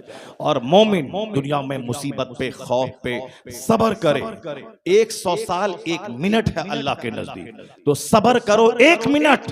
जैसे ही सांस का रिश्ता टूटेगा, खरबों साल की जन्नत तुम्हारी तकदीर में लिख देगा। इसलिए कुरान में आया है ज़ुय्यना लिल्लज़ीना कफरुल हयातुद दुनिया व यस्खरून मिनल लज़ीना आमनू। The life of this world has been decorated for disbeliever. इस दुनिया की जिंदगी काफिरों के लिए सजा दी गई है। वयस्खरून मिनल लज़ीना आमनू, और मुसलमानों को देखकर वो हंसते हैं। दे लाफ एट बिलीवर्स, वो मुसलमानों को देखकर हंसते हैं। अल्लाह कहता है वल्लज़ीना तक़ौ फ़ौक़हुम यौमल क़यामा, जो मुसलमान दुनिया में गुनाहों से बचता रहा, ईमान की हिफाजत करता रहा, फ़राइज़ व वाजिबात पे अमल करता रहा, यही लोग क़यामत के दिन उन कुफ़ार पे गालिब आ जाएंगे। इन मुसलमानों को तख्त पे बैठा के, रेशमी कपड़ा पहना के और सोने का कंगल हाथ में डाल के जब इन्हें मसनद नशी जन्नत के खेमों में बिठाया जाएगा, उनकी निगाहों के सामने बड़े बड़े खरबपति नाकों में, आंखों में, पांव में जंजीरें डालकर आग की घसीट कर जहन्नम में डाले जाएंगे। तब ये मोमिन कहेगा या अल्लाह तेरा करोड़ों एहसान कि तूने दुनिया में तंगियां दी, गरीबी दी, मुफलिसी दी, किराए का घर दिया, सेहत नहीं रही, बीमारी रही, मगर तेरा खरबों एहसान कि दुनिया मिली न मिली, आखिरत की रुसवाई से तूने बचा लिया। इसलिए मोमिन को दुनिया में तकलीफ होगी, खौफ होगा, इसका अमन छीना जाएगा, सेहत छीनी जाएगी, ये बीमार होगा, बस सिर्फ सब्र का डिमांड है। वला नब्लुवन्नकुम बिशैइन मिनल खौफ वल जू व नक्सिम मिनल अमवाल वल अनफुस वस्समरात। अल्लाह कहता है वी विल टेस्ट यू, हम तुम्हें आजमाएंगे। कब आजमाएंगे? खौफ देकर, अमन का माहौल है, जालिम हाकिम को मुसल्लत कर देंगे, हम तुम्हें आजमाएंगे, खौफ देकर आजमाएंगे, बीमारी देकर आजमाएंगे, मौत देकर। तेरा जवान बेटा मरेगा, अचानक तेरे समाज के लोग मरेंगे, फसलें रुक जाएंगी, फसलें जल जाएंगी, शदीद बारिश हो जाएगी, कहत का माहौल होगा, भूख से, माल की कमी से, औलाद की कमी से मैं तुमको आजमाऊंगा। अगर तुमने सब्र किया तो अल्लाह कहता है मुस्तफा वो बशरी साबिरीन, इन सब्र करने वालों को खुशखबरी सुना दीजिए, यही लोग कामयाब हैं और इन पर खुदा की रहमतें नाजिल होती है। दुनिया में दिल को सेटिस्फैक्शन मिलेगा, यहाँ सुकून मिलेगा, चेहरे पे नूर मिलेगा, किराए के घर में भी बादशाहों जैसा आराम मिलेगा, और काफिरों को महलों में यहाँ भी टेंशन का अंबार है, वह जहर खा के फांसी पे लटक के मर रहे हैं, और दौलतें बढ़ती जा रही, चेहरा सूखता जा रहा है हवस और लालच का शिकार होकर। और मोमिन नमाज़े पंजगाना का पाबंद, वह किराए के घर में भी मुस्कुराता है। सजदे उस सजदा जिस घर में हो, तिलावत जिस घर में हो, जिक्र अज़कार जिस घर में हो, वह झोपड़ी भी फरिश्तों के लिए काबिले रश्क बन जाती है। इसलिए सुकून न सोफा में है, न गद्दा में है, न महल में है, 50 करोड़ की गाड़ी में है, न बंबई में मकान बनाने में है, न दुनिया भर के भरमन में है। अल्लाह ने सुकून याद इलाही में रखा है, जिक्र में रखा है, तिलावत में रखा है। उधर आज माल बढ़ रहा है मगर सुकून घट रहा है, दिल उजड़ रहा है, चेहरा बिगड़ रहा है। अगर सुकून चाहिए तो अपने घर को तिलावत से सजा ले, जिक्र से सजा ले, नमाज से सजा ले, और हल्के जिक्र से सजा ले, कुरान पाक की तफसीर पढ़ने से सजा ले, अपने बाल बच्चों को सजदे की आदत डाल दे, इबादत से, रियासत से, हल्के जिक्र से, तिलावत से, दुरूद से, सलाम से सजा दे। ये किराए का घर महलों से ज्यादा तेरे लिए काबिले रश्क बन जाएगा। जहां शैतान का आए जाए वहां से सुकून मिटता है, जहां जिक्र का माहौल हो वहां फरिश्तों की आमद होती रहती है। जहां फरिश्ता जिस घर में आए जाए वहां चाहे फाका क्यों ना हो, वहां बादशाहों से ज्यादा राहत दिलों को आज हम उजड़ गए, इसीलिए कि दौलतें बढ़ रही हैं, जिक्र ही नहीं। 24 घंटे फिल्में हैं, 24 घंटे दुनिया का चर्चा है, 24 घंटे फिल्मी हस्तियों का चर्चा है, 24 घंटे नेताओं का चर्चा है। मुस्तफा का चर्चा जो असली चर्चा है वही चर्चा नहीं है। जो हुजूर की सुन्नतें जो असली मकसद हयात हैं उसी का चर्चा नहीं है। मैं पैदा हुआ अल्लाह की इबादत के लिए, जो सबसे बड़ा मेरे पैदा होने का मकसद है वही काम ही नहीं, बाकी सारा काम है। खाना पीना, मकान, दुकान, गाड़ी, इंजीनियर, डॉक्टर, प्रोफेसर, मास्टर, दारोगा, ये नौकरी वो नौकरी, ये सारी चीजें दुनिया है। और दुनिया आखिरत के सामने एक कतरा पानी है, और आखिरत अपार समंदर की मानिंद है जहां महासंखों सदा रहना है। दुनिया में अगर दौलत मिले तो भी 100 साल के अंदर ही मर जाना है, किराए के घर में रहे तो भी 100 साल के अंदर ही मर जाना है, नौकरी रहे 1 लाख महीना तो भी 100 साल के अंदर मर जाना है, मजदूरी करे ईंट ढोए तो भी 100 साल के अंदर मर जाना है। इसलिए हुजूर ने पहली तकरीर में जो सफा की चूटी से खिताब किया था उसमें कहा था कि असल में मकसद हयात अल्लाह की इबादत है। और हुजूर ने कहा था कि ये दुनिया पानी की बुलबुले की तरह है, असल चीज आखिरत है, असल चीज जन्नत है। मस्जिद नबवी के हर खिताब में हुजूर ने आखिरत की बात की, हुजरे आयशा में आखिरत की बात की, और सबसे लास्ट स्पीच जो मुस्तफा ने दी मस्जिद नबवी में उसमें भी आखिरत और जन्नत की बात की। यह दुनिया का 100 साल 1 सेकंड ये चाहे ऐसे जैसे गुजर ही जाएगा, असल इज्जत आखिरत की, असल राहत आखिरत की, असल नेमत आखिरत की। यही पैगाम मुस्तफा ने मैदान बद्र में दिया, मैदान उहद में दिया, मस्जिद नबवी के खिताब में दिया, मस्जिद नबवी की तामीर के वक्त दिया, पहली तकरीर में दिया, ग़ज़वे हुनैन में दिया। इसलिए मुस्तफा के सहाबा वो चाहे गुर्बत में रहे, एक खजूर खाकर 3 दिन जिंदा रहे, कभी दुनिया की दौलत का शिकवा ना होता था। मौला अली जौ की सूखी रोटी पानी में भिगा के खा लेते, कभी नहीं बोला मैं नबी का दामाद हूं या गुर्बत क्यों है, मैं हसनैन का बाप हूं या गरीबी क्यों है, मैं फातिमा का शौहरे नामदार हूं या गरीबी क्यों है, मेरा ससुर और मेरे सरदार मुस्तफा ये कायनात के मालिक को मुख्तार है, जन्नत के मालिक है, मेरे घर में फाका है 3 दिन का, कभी शिकवा नहीं था। सैयदा फातिमा दिन भर काम करती, शौहर की खिदमत करती और रात नफल के लिए खड़ी होती, एक सजदे में सहर हो जाता। हसनैन करीमैन की उम्र मुख्तसर थी 55 साल, उसमें 25 हज उन्होंने मक्का मदीना से मक्का चल के 400 किलोमीटर दूर पैदल हज किया। 25 हज 55 साल में 25 हज पैदल किया। कई बार सारी प्रॉपर्टी अल्लाह की राह में खैरात कर दी। और जब घर में फाका होता कभी शिकवा ना था कि हम मुसलमान हैं ऐसा क्यों हुआ, हम नबी का नवासा है क्यों मुसीबत आ गई, हम नबी के घर वाले हैं हम पर क्यों कहत आ गया। नहीं, जब मुसीबत आती थी उनका ईमान और स्ट्रॉन्ग हो जाता था। मुसीबतें नेकों की अलामत है, फाका नेकों की अलामत है। इसलिए मोमिन कभी आखिरत पे नजर रखने वाला न बीमारी से घबराता है, न गरीबी से घबराता है, न नौकरी न मिले न उससे नहीं घबराता है, परेशानी उससे नहीं घबराता हो। परेशानी बढ़ती जाती है, इबादत का मजा बढ़ता चला जाता है। दौलतों के हुजूम में सजदे की लज्जत नहीं मिलती,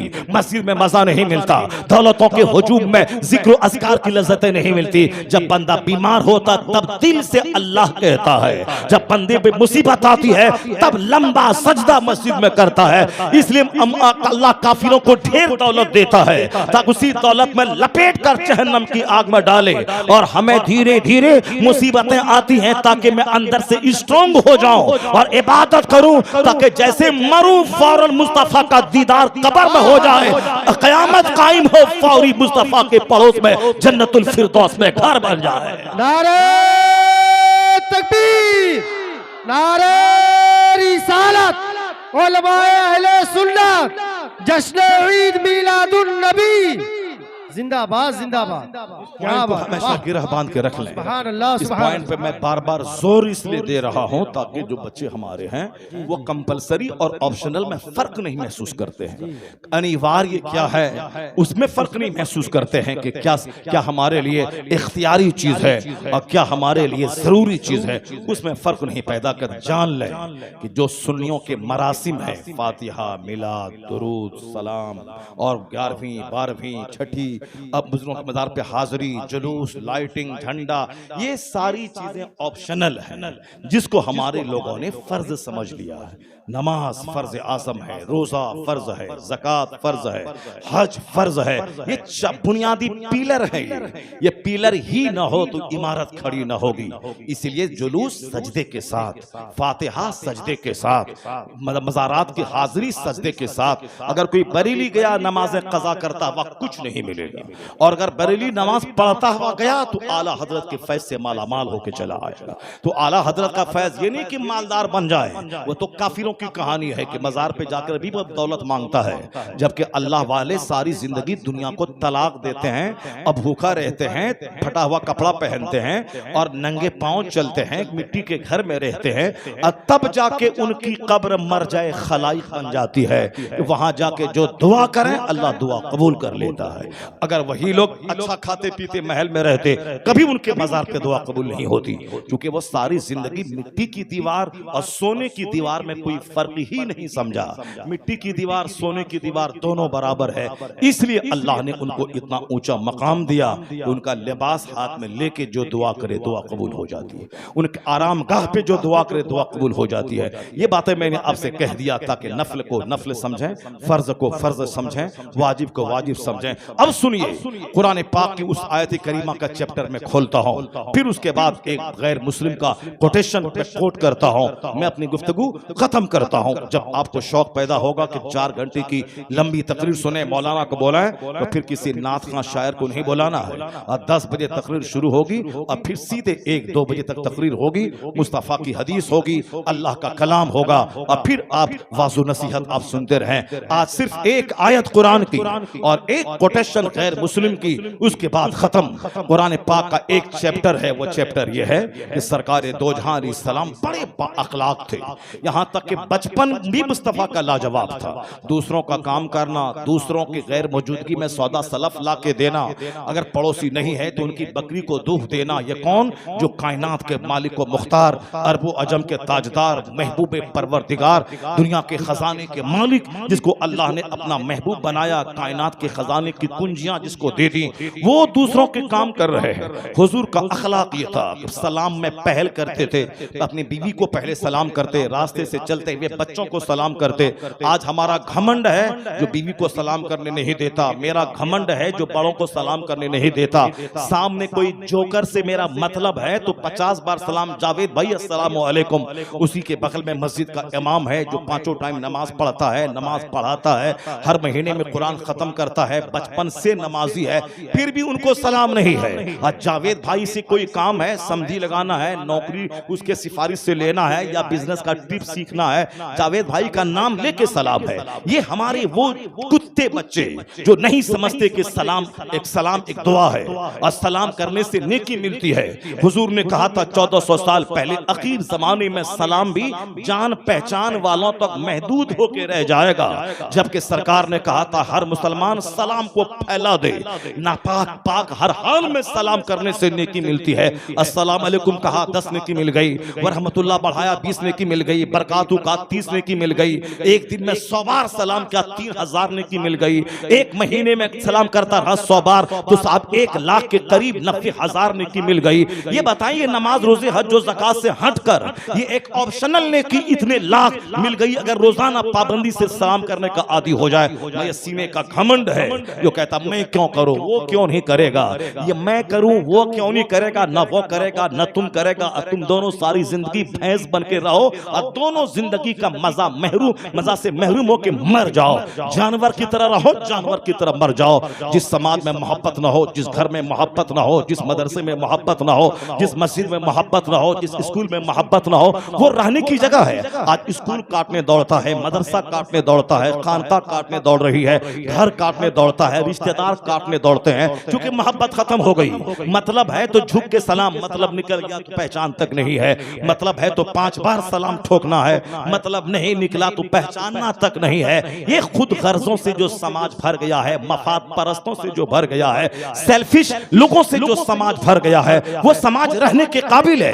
इसीलिए कोई जहर खा रहा है, कोई पढ़ने लिखने के बाद गांव छोड़ के शहर में जा रहा है, और जो लखनऊ में पैदा हुआ वो दिल्ली भाग रहा है, जो दिल्ली में पैदा हुआ वो बंबई भाग रहा है, जो बंबई में पैदा हुआ वो लंदन भाग रहा है। ये सिर्फ भागने की कहानी हो रही है ताकि वहां सुकून मिलेगा, वहां सुकून नहीं मिला तो फिर वहां छोड़ दिया। बुजुर्गों ने कहा है मारे मारे गीदड़ की तरफ फिरेगा, सुकून नहीं मिलेगा, क्योंकि जहां भी जाएगा वहां आदमी है, और जहां आदमी है फिर वहां आदमी का चेहरा देखेगा, वहां हसद है, जलन है, हसद है, गीबत है, बुग़्ज़ है, चाहे अमेरिका रहे चाहे हिंदुस्तान का देहात रहे, जहां भी आदमी है वहां नफरत है, हसद है, जलन है। अब उसको पाटने का एक तरीका है कि जगह मत बदल, अपना अखलाक बदल ले, अपना किरदार बदल ले, अपना आचरण बदल ले, अपना स्वभाव बदल ले, अपना कंडक्ट बदल ले, जीने का अंदाज बदल ले। यही पारा तेरे लिए व्हाइट हाउस से ज्यादा जन्नत का खजाना बन जाएगा, खुशबूदार गार्डन बन जाएगा। जो अमेरिका के वाशिंगटन डीसी में ना मिले वो बरकतें तुम्हारे इस गांव में मिल जाएगी। जगह बदलने से बरकत नहीं मिलती है, कैरेक्टर बदलने से बरकत मिलती है। कैरेक्टर बदल लें, अपनी जिंदगी में यू टर्न ले लें, अपनी जिंदगी में इनकलाब बर्पा करें। ये बुजुर्गों ने कहा है, हर जगह टेंशन, हर जगह इख्तलाफ, नफरतें, उसको पाटने का एक तरीका है। जब दिल में आए कि बीवी है, मैं शौहर, मेरा घर, खाती पीती मेरी, मैं क्यों सलाम करूं, ये बच्चे, मैं बड़ा, हम क्यों सलाम करें, मैं हेड मुदर्रिस, ये फारसी की पहली पढ़ाने वाला मुंशी जी, मैं बड़ा, 1.5 लाख तनख्वाह, इसकी तनख्वाह 35,000, मैं क्यों सलाम करूं। जब ये घमंड की बातें पैदा हो तो और मर जाएगा तू। वो मुंशी जी बोलेगा, मैं 5 घंटे मेहनत से पढ़ाता हूं, तब मैं तनख्वाह लेता हूं, तो हेड मुदर्रिस है, 2 लाख कमाता है, 2 करोड़ कमाए, अपने घर में रहो, हम क्यों तुमको सलाम करें, मैं मेहनत करता हूं, मैं कमाता हूं। सदर मुदर्रिस बोलेगा, मैं क्यों करूं, मैं तो फाजिल हूं, मैं आलिया में हूं, मैं 2 लाख कमाता हूं। ये दोनों सारी जिंदगी जानवरों से बदतर रहेंगे, मोहब्बत का मजा नहीं मिलेगा। एक दूसरे को जहां मौका मिला गर्दन काट देंगे, छुरी भोंक देंगे और भोंक रहे हैं। जिसको जहां जैसा मौका मिलता है दूसरे पे गर्दन छुरी चला देते हैं, नौकरी खाने की धमकी देते हैं। तो अब वहां एक रास्ता है कि जब भी ये बात आए कि मैं बड़ा, मेरा इल्म, मेरा हुस्न, मेरा खानदान, मेरी जमीन, मैं शौहर, मैं बाप, मैं बड़ा, मैं इल्म वाला, तो फौरी वहां मुस्तफा को सामने ले आए कि मैं बड़ा या मुस्तफा बड़े। मुस्तफा बच्चों को सलाम करते थे, बीवी को सलाम करते थे, सलाम में पहल करते थे, गुलामों को सलाम करने का मौका ना देते, खुद से पहल करते। जब नबी सामने आएंगे तो सारा गुरूर मिट जाएगा, सलाम में पहल करके नबी की सुन्नत पे अमल का जज्बा पैदा हो जाएगा। जहां नफ्स आएगा बंदा जानवर से बदतर हो जाएगा, जहां दूसरों को देखेगा वह जानवरों से बदतर हो जाएगा। तुम्हारे पास कोई दौलत नहीं जितनी दौलत है इन चमारों के पास है। बनारस में जो मुर्दा को जलाता है टोम, वह 10-10 करोड़ के मकान में रहता है। जो चमार मुर्दे की खाल खींचता था, आज उसका बेटा इंजीनियर आईएएस ऑफिसर बना, वह 50-50 करोड़ की कार पे चल रहा है। तो वह चल रहा है, दौलतों का अंबार लग गया उसके यहाँ। तो दुनिया जलीलों को दी गई। तो हमारी जो इज्जत है, हमारी जो अहमियत है, वह माल की वजह से नहीं है, हमारी अहमियत ईमान की वजह से है, हमारी अहमियत मुस्तफा की सुन्नतों पे अमल की वजह से है, हमारी इज्जत कुरान और हदीस पर अमल की वजह से है। उसको आज भी देख सकते हो, तुम्हारे पारा का कोई देहाती जो 8 घंटे ईंट ढोकर 500 रुपए कमाता है, अगर उसको अमेरिका का जो बाइडन ये बोले कि मेरा 50 खरब का घर ये तुझको मैं दे दूंगा, मेरे घर में चांदी का एक बूथ है उसको सजदा कर दे, 1 मिनट चलिए मैं 50 करोड़ की बिल्डिंग दे दूंगा। ईमान का महत्व यही है। वह ईंट ठोकर 500 रुपए कमाने वाला यही बोलेगा, तेरे महल पे मैं थूक दूंगा, पेशाब कर दूंगा, मगर ईमान का सौदा नहीं करूंगा। वह दौलत जो अल्लाह ने दी है वह बंबई के महल से बेहतर, हीरे जवाहिरात के पहाड़ से बेहतर, याकूत और मूंगा से बेहतर जो ईमान की दौलत अल्लाह ने मुफ्त में आपको दे दी। न आपने मेहनत किया, न पढ़ाई की, न 50 लोगों से बहस किया, इस्लाम को हक जानने के लिए 50 लोगों से डिबेट नहीं किया। इसलिए सुन्नी है कि सुन्नी घर में पैदा हुए, मुसलमान घर में पैदा हुए। जब एक तरफा एहसान अल्लाह ने किया है तो उस एहसान का शुक्र अदा कर, खूब सजदा कर, गुनाहों से बच। उसके बाद दिल से दुआ निकलेगी, मालिक। बहुत से लोग जिंदगी भर सजदा करते रहे, मरने से पहले काफिर हो गए। बहुत से लोग जिंदगी भर सुन्नी जुलूस का झंडा उठाए रखा, मरने से पहले पाकिस्तान का मिर्जा की तकरीर सुनने के बाद वो वहाबी देवबंदी हो गया, ईमान खत्म हो गया। ए अल्लाह, आज मैं सुन्नी घर में पैदा हूँ, सलाम पढ़ता हूँ, आला हजरत का नाम लेता हूँ, कहीं ऐसा न कोई मनहूस साया किसी का पड़ जाए और मरने से पहले ईमान लूट जाए। इसलिए अंदर से दुआ निकलेगी सजदे में, मकान मिले ना मिले, औलाद मिले ना मिले, इलाही जो ईमान तूने दिया है मरते वक्त वह ईमान सलामत रहे। अच्छा, ये दुआ करेगा और ये बोलेगा जब इतना एहसान किया तो मरने के बाद मुस्तफा की शफाअत से जन्नतुल फिरदौस में आला मकाम अता फरमा। नारे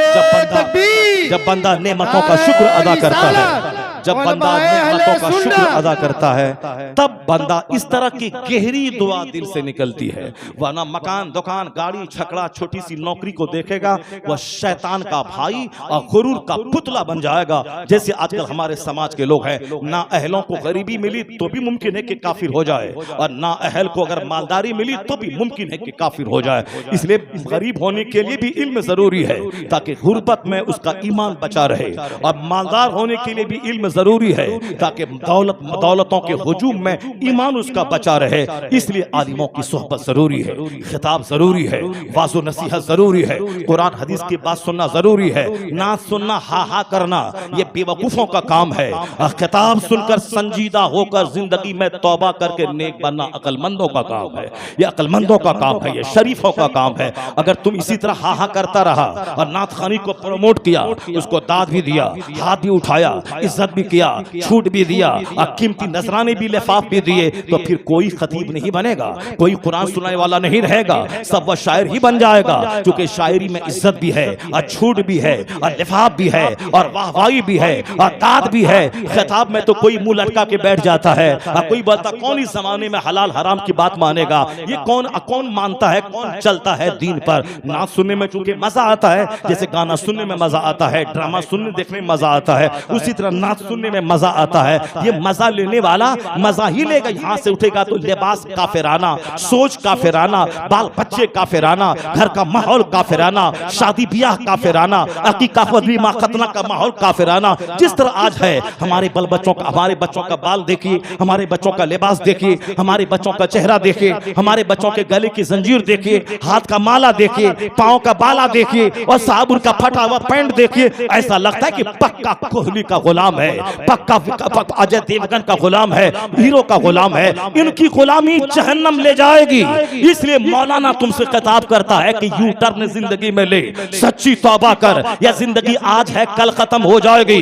इसलिए उस हीरो की गुलामी करके क्यों जहन्नम जाना चाहता है? गुलामी कर मुस्तफा की, वह तेरे लिए मॉडल है, वह तेरे लिए आइडियल है, वह तुम्हारे लिए एक नमूना है। लिबास इस्लामी हो, मुस्तफा जान रहमत ने जो पैगाम दिया है, तेरा लिबास इस्लामी, तेरा चेहरा इस्लामी, तेरे घर का कल्चर इस्लामी, तेरी बहनों का पर्दा इस्लामी। तू गुलामी मुस्तफा बन जा, तेरी बहनें, तेरी बेटियां कनीज़े फातिमा बन जाए। फिर देखना जो बम से जो काम ना निकलेगा, तेरे सर की टोपियां, तेरे बहनों का पर्दा काफिरों को सीना हिला देगा। और जो काम बम से ना हो, वो तेरे सजदे, तेरी टोपी, तेरे निकाब और तेरी दाढ़ी से वो काम हो जाएगा।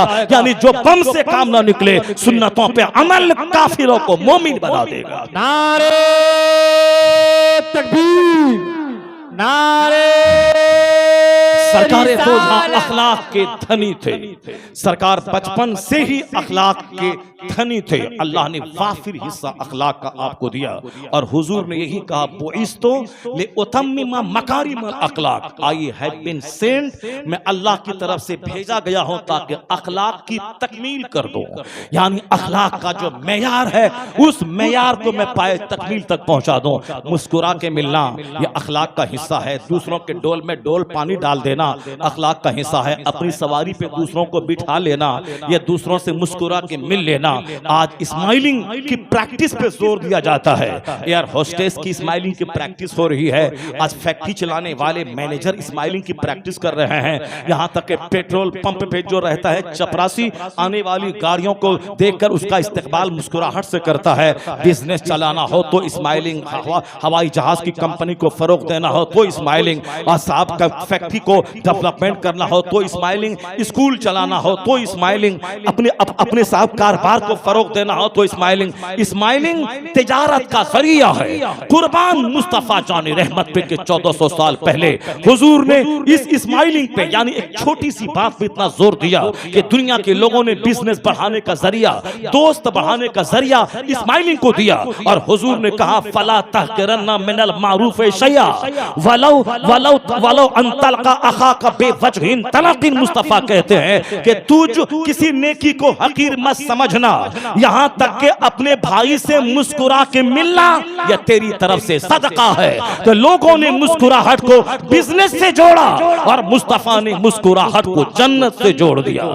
वलो अंतल का अखा का बेवजहिन तलकिन, यानी अपने भाई से मुस्कुरा के मिलना, पूरे चेहरे पे गम का पहाड़ लेके नहीं मिलना, वरना कोई दूसरे बार दूसरी बार तेरे घर में कदम नहीं रखेगा। मुस्कुराते हुए मेहमान से इस्तकबाल करना, आने वाले भाइयों से मिलना, उनके लिए कुर्सी दे देना, उनको छोड़ने के लिए दरवाजे तक जाना, उनके लिए शानदार नफीस खाने का इंतजाम करना, यानी उसके लिए हर मुमकिन तौर पर आने वाले मेहमान की इज्जत करना, आने वाले लोगों का एहतराम करना, ये अखलाक का आला दर्जा है।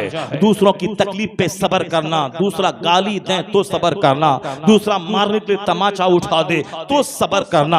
हाँ, जब इस्लामियात पे हमला हो फिर जिहाद के लिए बिल्कुल कहरो खसब का नमूना बन जाना, और जहां जातियात पे हमला हो तो वहां पैकरे अखलाक बन के सह लेना। सिद्दीक अकबर मुस्तफा के सामने मौजूद हैं, एक आदमी सिद्दीक को गाली देने लगा, जो अफजलुल बशर बादल अंबिया, नबियों के बाद सबसे अफजल सिद्दीक हैं, उनको गाली देने लगा तो मुस्तफा मुस्कुरा रहे हैं। जब सिद्दीक अकबर ने जवाब देना चाहा तो मुस्तफा वहां से नाराज होकर चले गए। अबू बकर ने पूछा, हुजूर वो गाली दे रहा था तो आप मुस्कुरा रहे थे, और जब मैं जवाब देना चाहा तो आप नाराज होकर चले गए। कहा, जब तक तुम गाली सुनकर सब्र कर रहा था तो तेरी तरफ से एक फरिश्ता जवाब दे रहा था, और जब तूने जबान खोलना चाहा तो फरिश्ता चला गया, शैतान आ गया, इससे मैं नाराज हो गया। तो जात पे हमला हो तो सब्र का रिकॉर्ड बनाए, और इस्लाम पे हमला हो तो फिर पैकरे जिहाद पढ़कर मैदान जंग में कूद जाए। और जिस दिन मुसलमान इस क्वालिटी को अपना ले,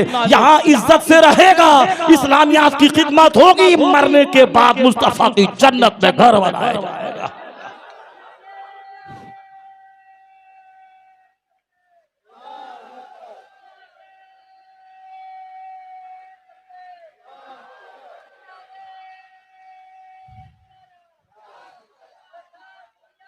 अल्लाह ताला हम सबों को आका अलैहिस्सलाम के अखलाक की खैरात अता फरमाए, हम सबों को भी गुरूर से दूर रहकर अखलाक का नमूना बनकर घर में समाज में रहने की तौफीक अता फरमाए। वो अंग्रेजी का मक़ूला भी रह गया, वो कुरान शरीफ के आयत की तशरीह भी रह गई।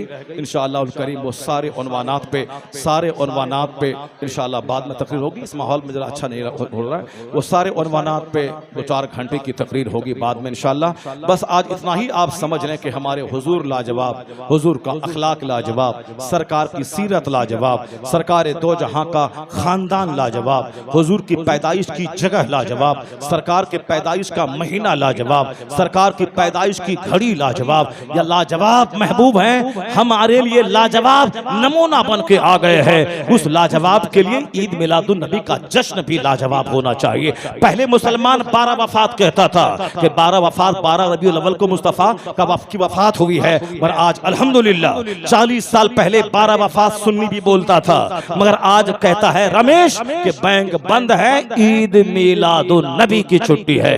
उमेश बोलता है कचहरी बंद है, ईद मिलादुन नबी की छुट्टी है। आज क्रिश्चियन बोलता है स्कूल बंद है, ईद मिलादुन नबी की छुट्टी है। 12 वफात मुसलमान बोलता था और आज क्रिश्चियन कहते हैं ईद मिलादुन नबी। तो किसने ये माहौल दिया?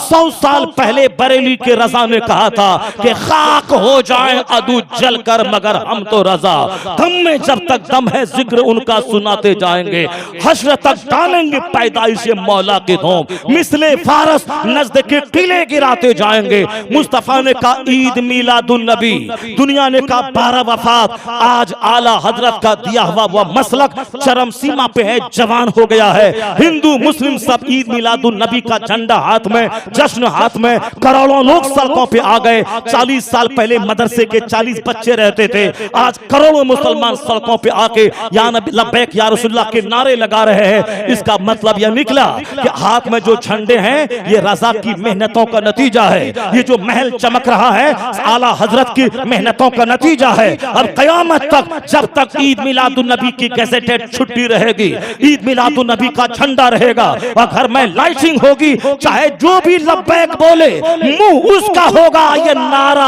आला हजरत का अता क्या हुआ होगा। एहसान शेखुल इस्लाम वल मुस्लिमीन का, एहसान मुजद्दिद आज़म का, एहसान हमारे मोहसिन हमारे मुरब्बी का। लोग कहते हैं बरेली का बरेली मरकज नहीं रहा, मरकज की दलील लोग देते हैं। मैं कहता हूँ मदीना मेरा मरकज है, वहाँ मस्जिद का इमाम वहाबी, मदीने का गवर्नर वहाबी, सऊदी अरब का हाकिम सलमान वहाबी सल्फी। हमें उनसे क्या मतलब है? मदीना मरकज इसलिए है कि मुस्तफ़ा का मज़ार वहां मौजूद है, सरकार की वजह से वह मरकज है। इमाम चाहे जोरे हुजूर की वजह से मदीना मरकज है। आला हजरत ने नजदियों की पहचान करा दी, आला हजरत ने सुन्नियत और नजदियत में फर्क पैदा किया, आला हजरत ने इश्क रसालत का जाम पिलाया, आला हजरत ने हमें ईमान की सही पहचान कराई, आला हजरत ने गुस्ताखों से बचाया, तहफ़्फ़ुज़े नामूसे रिसालत का उन्होंने हक अता किया। आला हजरत की वजह से बरेली मरकज है। तो ना रहे जामियतुर रज़ा, ना रहे मजहर इस्लाम, ना रहे मंजर इस्लाम। मंजर की वजह की तरह ढेर मदरसा इंडिया में है, मजहर इस्लाम की तरह ढेर मदरसे इंडिया में है, जामियतुर रज़ा की तरह सैकड़ों मदरसे दुनिया भर में है। न जामियतुर रज़ा की वजह से मरकज है बरेली, न मजहर इस्लाम की वजह से मरकज है बरेली, न मंजर इस्लाम की वजह से मरकज है बरेली, आला हजरत की वजह से मरकज है बरेली। तो जब तक बरेली में रज़ा की कब्र रहेगी, सुन्नियों का मरकज बरेली शरीफ ही रहेगा, सुन्नियों का मरकज बरेली शरीफ ही रहेगा। चाहे बन जाए यूनिवर्सिटीज हजारों लाखों, उससे कोई मतलब नहीं। पढ़ने वाला पूरी दुनिया में पढ़ रहा है, हजारों अजहर दुनिया में है, अशरफिया दुनिया में है, बहुत सारी यूनिवर्सिटीज दुनिया में है, मगर मरकज तो मदीना ही है। इसलिए चाहे सुन्नियों के जितने भी मदारिस हो जाए, वो पढ़ने लिखने की एक जगह है, मगर सुन्नियों का मरकज बरेली शरीफ ही है। रजा से जो बिगाड़ पैदा किया, या तो राफिजी होके मरेगा या वो खारजी होके मरेगा, और रजा से जो मोहब्बत किया, इस बात की दलील है कि वो आशिक़े मुस्तफ़ा बन के मरेगा, वो आशिक़े रसूल वारा बन के मरेगा। सरकार दो जहां की मोहब्बत में जीते रहिए, हुजूर की मोहब्बत में मरने की कोशिश कीजिए। अपने घर का सारा माहौल मोहम्मदी कल्चर बनाइए। हर दर्द की दवा है मुस्तफ़ा के पास, हर मसले का हल है मुस्तफ़ा के पास। मैंने कहा था ना कि हमारे बच्चे चूंकि हुजूर को पढ़ते नहीं हैं, इसलिए इनको मालूम नहीं है। यूरोप का एक दबंग स्कॉलर, जिनकी किताबें आज हिंदुस्तान की सारी यूनिवर्सिटीज में पढ़ाई जाती हैं, BHU में जॉर्ज बर्नार्ड शॉ की किताब पढ़ाई जाती है। हम जब कॉलेज में पढ़ रहे थे, इंग्लिश लिटरेचर में MA कर रहे थे, तो वहां मैंने जॉर्ज बर्नार्ड शॉ के ड्रामास को पढ़ा है, उसके नॉवेल्स को मैंने पढ़ा है। अंग्रेजी अदब का बेहतरीन शाहकार डॉक्टर बर्नार्ड शॉ है। जो भी अंग्रेजी अदब पढ़ता है, इंग्लिश लिटरेचर, उसको मालूम है कि बर्नार्ड शॉ का रोल क्या है, विलियम वर्ड्सवर्थ का रोल क्या है, विलियम शेक्सपियर का रोल क्या है, शेक्सपियर किस फन में चमके हैं, और जॉर्ज बर्नार्ड शॉ किस फन के शाहकार है, वो उनको मालूम है, दूसरे लोग नहीं जानेंगे। इतना जान लें कि वो अंग्रेजी जबान का अदीब था, इतना बड़ा अदीब के इंडिया की यूनिवर्सिटीज में उनकी लिखी हुई किताब निसाब में दाखिल है और चलती है। अमेरिका पैदा हुआ लंदन में, और उनकी किताब हिंदुस्तान में कितना बड़ा स्कॉलर होगा। यह दिल्ली का बंदर, यह दिल्ली की बंदरिया, अगर मेरे मुस्तफा के बारे में ऑल फॉल बकें, इन बंदरों की कोई औकात नहीं है। आदमी है बर्नार्ड शॉ, जो दुनिया भर की यूनिवर्सिटीज में जिनकी किताब चलती है। ये पढ़े लिखे लोगों ने हुजूर के बारे में क्या तासुर पेश किया। बर्नार्ड शॉ कहते हैं सारी दुनिया जूझ रही है प्रॉब्लम में, कहीं जबान की जंग, कहीं कास्टिज्म की जंग, कहीं मुल्क की जंग। घर की छोटी सी यूनिट से लेकर मुल्क की पैमाने पर हर जगह इंतशार है। लोगों को हल समझ में नहीं आ रहा है कि अपने घर के प्रॉब्लम्स का हल कहां तलाश करें, समाज के मसाइल का हल किनके पास जाएं, मुल्क की मसाइल का हल कहां ढूंढें। मैं बोलूं तो एक मौलाना बोल रहा है, पीर साहब बोले तो पीर साहब बोल रहा है। सुन ले दुनिया के सारे लोग जो मुस्तफा को नहीं समझते। हिंदुस्तान का वो कम पढ़ा लिखा एंकर जो नबी की शान घटाने के लिए खींच तान के गुस्ताखी जुमले कहीं कहीं से निकाल के वह बोलता रहता है। इसका इल्म थोड़ा है, इसके दिमाग में तासुब का नशा भरा है, आंखों में तासुब का चश्मा है। ये मुस्तफा को नहीं पढ़ता। हमारे बच्चे भी उनको सुन सुनकर ताजुब में पड़ जाते, क्या जो वो बोलता है क्या सही है क्या? हुजूर के निकाह पे हमला, हुजूर की शख्सियत पे हमला, सरकार दो जहां की तालीमात पे हमला। जरा बर्नार्ड शॉ के पास जाएं, जो दुनिया का बड़ा अंग्रेजी लिटरेचर का अदीब है। उसने हुजूर को पढ़ा, गहराई में डूबा, सरकार की पर्सनैलिटी का मुताला किया। उसके बाद जो उसके दिल ने कहा है, उसको कलम की शक्ल देते हुए कहा, he must be God called the savior of humanity. If a man like him were to assume the dictatorship of the modern world, he must succeed in solving its problem as much needed peace and happiness. Bernard Shaw कहता है इस्लाम के पैगंबर सिर्फ मुसलमानों के पैगंबर का नाम नहीं है, वो तो मानवता के रक्षक का नाम है, आदमियत के मुहाफिज का नाम है। वो कहते हैं जलती हुई दुनिया में सारे लोग परेशान हैं, हर मसाइल का हल तो मुस्तफा के पास है।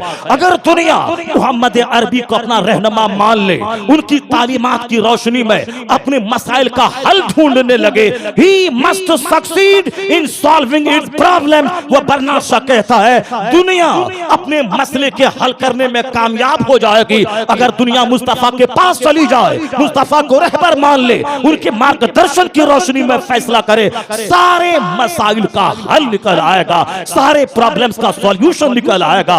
इसलिए कि उनसे बड़ा कोई पैदा ना हुआ। और बर्नार्ड शॉ कहते हैं मुस्तफा से बड़ा मोहसिन कोई पैदा ना हुआ, उनसे ज्यादा गहरी तालीमात किसी की नहीं है। इसलिए बरेली का रजा कहता है ना कोई थिंकर बड़ा, ना फिलोसोफर बड़ा, ना साइंटिस्ट बड़ा, ना कोई वैज्ञानिक बड़ा, सबसे आला व औला हमारा नबी, सबसे बाला व वाला हमारा नबी, सारे ऊंचों में ऊंचा समझिए जिसे है उस ऊंचे से ऊंचा हमारा नबी, सारे अच्छों में अच्छा समझिए जिसे है उस अच्छे से अच्छा हमारा नबी। नारे तकबीर, नारे रिसालत, मसलकी आला हजरत।